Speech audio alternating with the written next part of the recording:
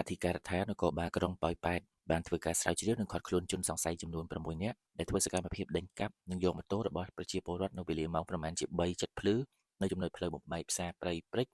ស្ថិតនៅក្នុងភូមិព្រៃព្រិចសង្កាត់អូជ្រៅក្រុងប៉ោយប៉ែតយោងទៅតាមការចង្អុលបង្ហាញពីលោកឧត្តមសេនីយ៍ត្រីសឿមសារិទ្ធស្នងការនៃស្នងការដ្ឋាននគរបាលខេត្តបន្ទាយមានជ័យក្រោយពីទទួលពាក្យបណ្ដឹងពីជនរងគ្រោះឈ្មោះរ៉េតភីរុំភេទប្រុស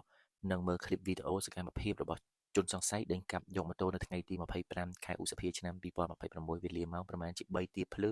នៅចំណុចផ្លូវបំបែកផ្សារព្រៃព្រិចដែលមានទីតាំងស្ថិតនៅក្នុងភូមិព្រៃព្រិចសង្កាត់អូជ្រៅខេត្តបន្ទាយមានជ័យកម្លាំងអធិការដ្ឋាននគរបាលក្រុងប៉ោយប៉ែតដឹកនាំផ្ទាល់ដោយលោកវរៈសេនីយ៍តូព្រំពិសិដ្ឋអធិការក្រុងប៉ោយប៉ែតធ្វើការស្រាវជ្រាវនិងកំណត់មុខសញ្ញាបត្ររហូតដល់ទៅថ្ងៃទី28ខែឧសភាឆ្នាំ2026នៅវេលាម៉ោងប្រមាណជា4:05នាទីទៀបភ្លឺបង្ក្រាបឃាត់ខ្លួនជនសង្ស័យបាននៅចំណុចភូមិប្រជាធម្មលិច